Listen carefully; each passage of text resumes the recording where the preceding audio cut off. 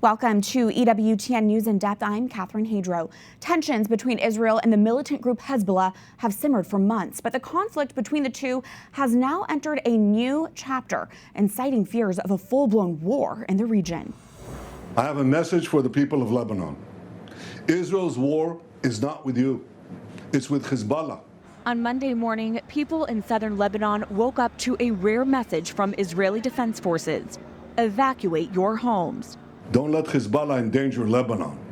Please, get out of harm's way now. What followed that warning was an airstrike, the biggest and deadliest Lebanon has faced from Israel in nearly 2 decades. On that day alone, Israel fired at more than 1,000 targets, aiming at weapons and infrastructure of the Iran-backed militant group Hezbollah. Universities and schools across the country were converted into shelters. Thousands of cars gridlocked roads into the capital of Beirut, desperate to escape the line of fire. And throughout the day, the death toll continued to climb. Lebanese officials say more than 500 people have been killed from the strike, including women, children, and medical personnel. Thousands of others were left wounded, tens of thousands displaced. We were living in Burj al-Shamali. I was working and was on my motorcycle when they hit.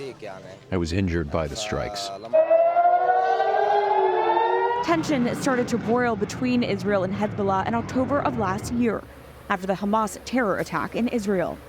Hezbollah began firing missiles into Israel in solidarity with its ally, Hamas, and promised to keep doing so until Israel ended its campaign in Gaza. Since then, Israel and Hezbollah have exchanged near daily fire at their border. More than 60,000 Israelis have been forced to evacuate their homes.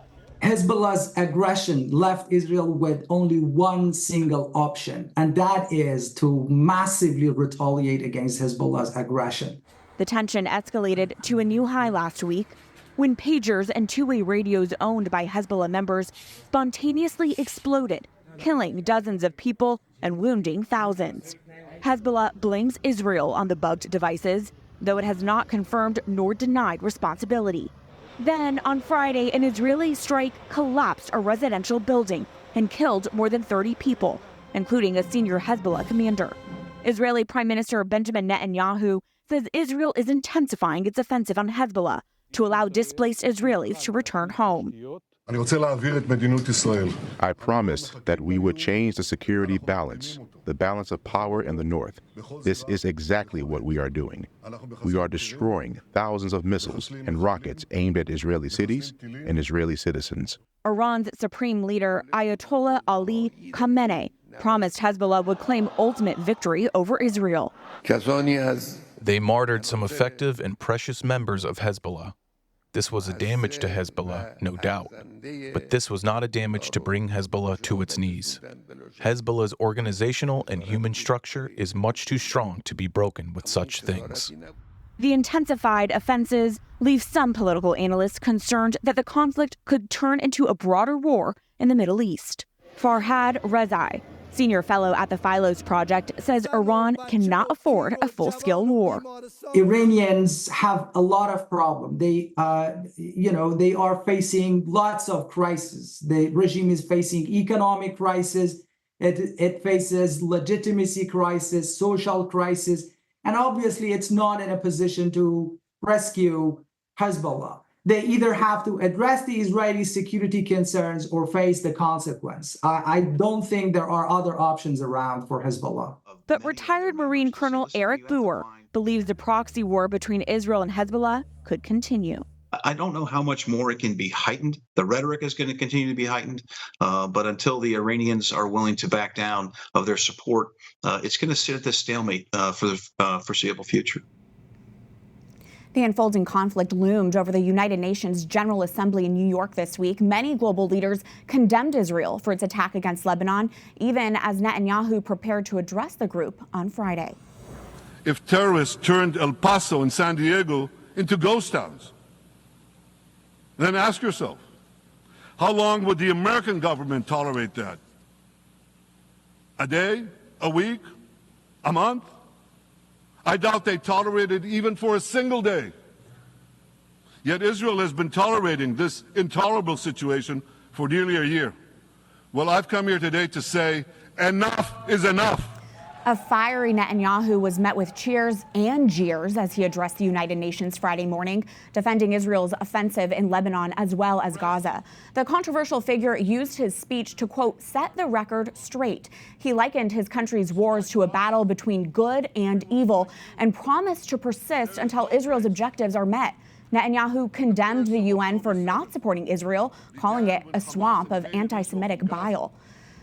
For analysis, we turn to Alberto Fernandez, vice president of the Middle East Media Research Institute. He previously served as an ambassador and diplomat with the U.S. State Department. Alberto, welcome back to our program. The Israeli military is now preparing for a possible ground invasion in southern Lebanon. What's your reaction to that, and is it necessary for Israel to accomplish its goals? Well, what we've seen, I think, especially over the last few days, is that Israel is able to accomplish a lot of its goals without a ground invasion. Ground invasion is kind of what Hezbollah expected or prepared for. And what we've seen in the past 10 days or so, and even before, we've seen Israel be extraordinarily effective in in its intelligence work and in its air campaign. So it's actually accomplishing a lot of its goals without putting one soldier at risk on the ground in Lebanon. And can you clarify, why is Israel focusing on Hezbollah right now? Hasn't their focus been on Hamas since October 7th? Well, of course, Hamas originated the conflict on October 7th, but Hezbollah joined on October 8th.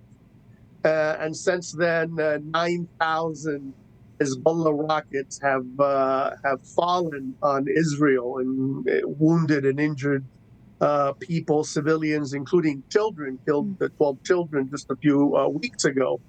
So it's been a pending issue. The Israelis had to deal with the immediate problem or the immediate challenge of Hamas's invasion on October 7th. But Hezbollah was able, after, starting on October 8th, to kind of impose a kind of empty swath of Israeli territory. 60, 70,000 Israelis had to flee from their homes.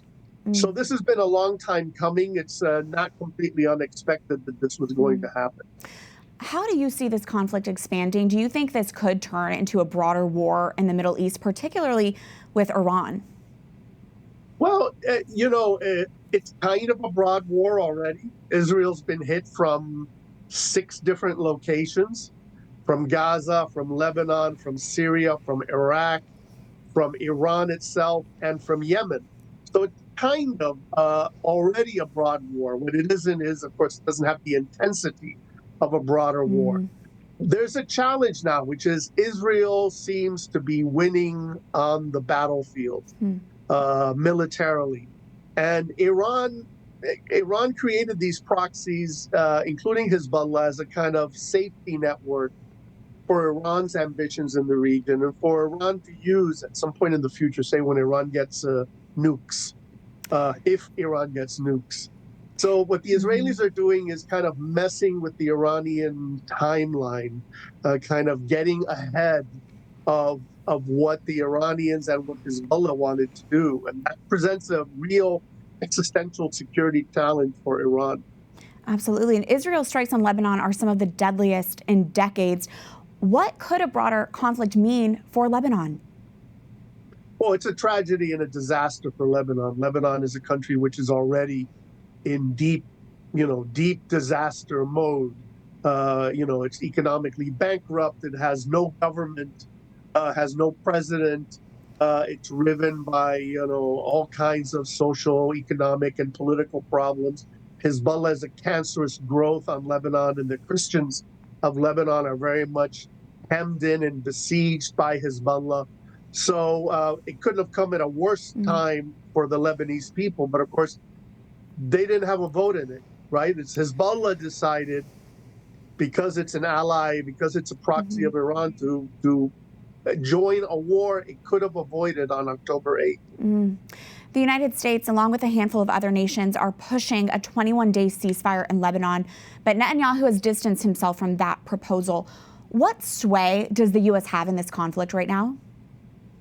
It has some sway. We're the United States, but of course, there's a kind of boy who cried wolf kind of thing, is the U.S. has been putting pressure on Israel for a long time, and Israel has its own agenda and has its own worldview and has its own foreign policy goals. And the Americans kind of want to tamp things down without addressing the root causes that Israel wants to address. And so you have this kind of space that has appeared between the Biden administration's goals and the Netanyahu government's goals right now. That Israel sees this as an opportunity to settle accounts with its enemies, which have a lot of Israeli and, mind you, a lot of American blood on their hands. Just expanding on that, do you think a diplomatic solution between Israel and Hezbollah could be possible? I think it will be possible, but I think unfortunately there's still going to be a bit more of back and forth violence and bombing before we reach that point. I hope that point of diplomacy happens sooner rather than later. And while I have you, Alberto, you explained that Hezbollah is a key ally for Iran. Can you expand even more why Iran has been reluctant to directly intervene in this conflict? Iran is reluctant because Iran has its own kind of time frame for what it wants to do in the region. Iran feels that it's not ready to challenge Israel directly. It created this network of proxies so that it would have plausible deniability. It's not us, it's the Iraqis or the Lebanese. We're not doing anything. And all of that is kind of broken down. So Israel has kind of upset the clock that Hezbollah had with these proxies. They wanted them to take the heat and Iran to sit back. And what's Hezbollah doing now? Hezbollah is calling on Iran to intervene. But Iran created Hezbollah so that it wouldn't have to intervene directly, so that it could use Hezbollah as a tool. That's the problem. Well, we are so grateful for your expertise and your insight on this as we continue to watch the developments closely. Alberto Fernandez, thank you so much. Thank you.